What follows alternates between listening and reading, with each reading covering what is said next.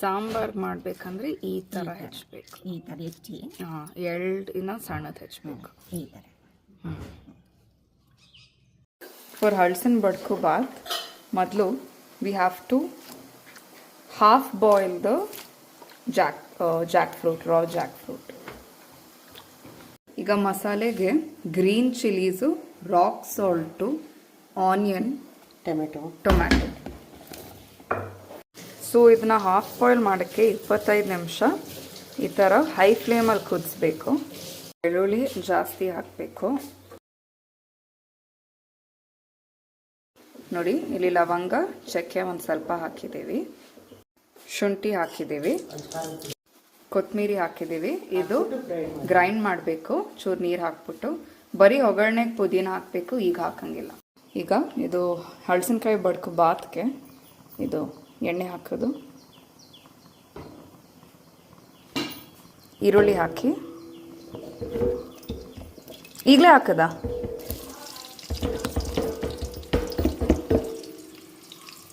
ಈರುಳ್ಳಿ ಹಾಕಿದ್ದೀವಿ. ನೋಡಿ ಈ ಥರ ಫ್ರೈ ಮಾಡಬೇಕು.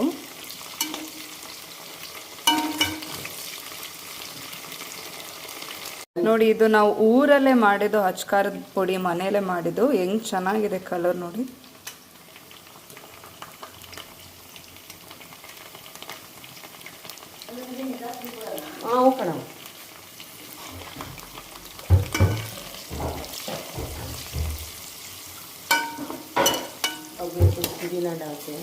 ಈಗ ಪುದೀನ ಹಾಕೋದು. ಕ್ಯಾ ಭಾಯಿ आप भी हिंदी में बोलने लगे वीडियो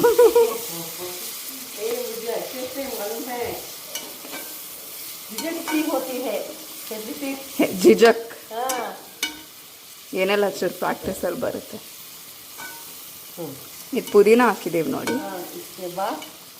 ಆಮೇಲೆ ಇದು ಜಾಕ್ ಫ್ರೂಟು ಬಾಯ್ಲ್ ಆಗಿರೋದು.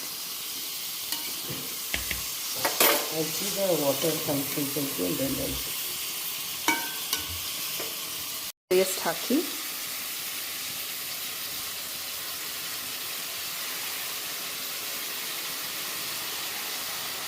ಕಲಿಸ್ಬೇಕು.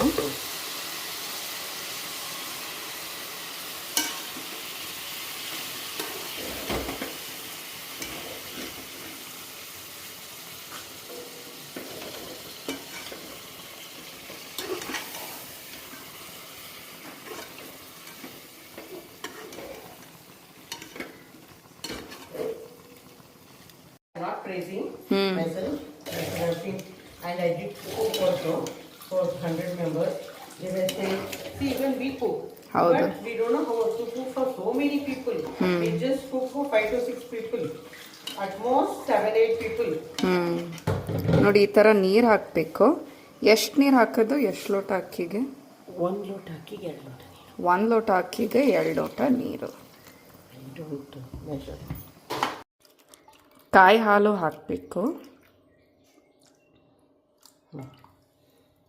ನೋಡಿ ಇದಕ್ಕೆ ಅಕ್ಕಿ ಹಾಕ್ಬಿಟ್ಟು ಬೇಯಿಸಿದ್ದೀವಿ, ಮತ್ತು ಪುಲಾವ್ ಎಲೆನೂ ಹಾಕಿದ್ದೀವಿ.